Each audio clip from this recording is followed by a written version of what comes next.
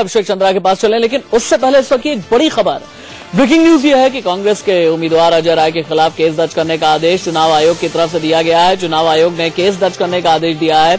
आचार संहिता के उल्लंघन का मामला, दरअसल कांग्रेस का बैज लगा करके अजय राय वोटिंग करने के लिए पहुंच गए थे और देख सकते हैं आप, हम तब की तस्वीरें आपको दिखा रहे हैं।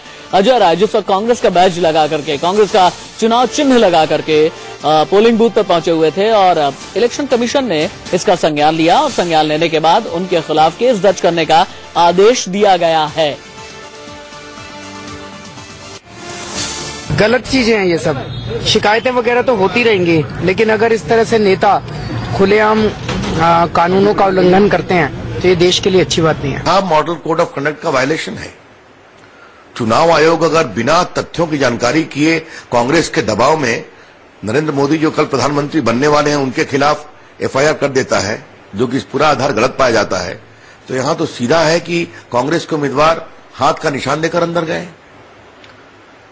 मैं उम्मीद करता हूं कि चुनाव आयोग इस मामले में गंभीरता से कार्रवाई करेगा। कुर्ते पर मोदी जी के भी कमल का निशान लगा हुआ था और वो भी अंदर पहन करके गए थे, लेकिन बाहर जब आए तो उनके हाथ में एक फूल कमल का निशान था और फूल का निशान, जिसको वो दिखा करके बाकायदा पूरी 20-25 मिनट की प्रेस कॉन्फ्रेंस में दिखाकर और प्रेस कॉन्फ्रेंस करते रहे। तो हाथ में ऐसे पकड़ करके दिखाना वो असल मायने में उनके खिलाफ था। तो मेरा ये मानना है कि कोड ऑफ कंडक्ट का वायलेशन किसी को भी नहीं करना चाहिए, लेकिन भारतीय जनता पार्टी की जो दोहरी नीति है वो आज खुल करके सामने आ गई। तुमको लगती है बड़ी बात, लगती है कोई बड़ी बात नहीं। किसको मालूम नहीं है कि किसका क्या चुनाव चलना है। वो हाथ तो सभी लेके जा रहे हैं, फिर क्या करो, हाथ काट लो। लेकिन चुनाव आयोग में मेरी निगाह में जो पार्टी इतने प्रचंड बहुमत से जीत रही है, उसको इन छोटी बातों पर ध्यान देनी। मेरे 3 सहयोगी सब मेरे साथ में जुड़े हुए हैं अलग अलग जगह से। गोरखपुर का हाल बता रहे हैं विपिन चौबे, बनारस के बारे में रजत राकेश टंडन और अभिषेक चंद्रा हमें वैशाली के बारे में जानकारी देंगे। लेकिन रजत, मुझे ही बताइए, अभी अजय राय कहाँ है, क्या कर रहे हैं, कांग्रेस का बैज उतारा है या नहीं उतारा?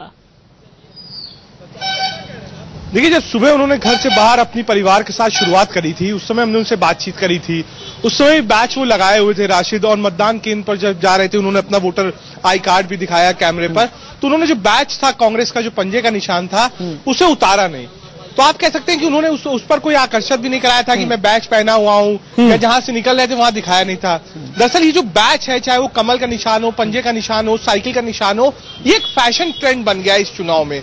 नरेंद्र मोदी ने जो कमल का फूल लगाया तो भारतीय जनता पार्टी के लीडर्स ने लगाना शुरू कर दिया, कांग्रेस पार्टी ने लगाना शुरू कर दिया। तो मुझे लगता है कि वो डेली कैंपेन। ठीक है, रजत राकेश टंडन हमारे साथ में रहेंगे। रजत,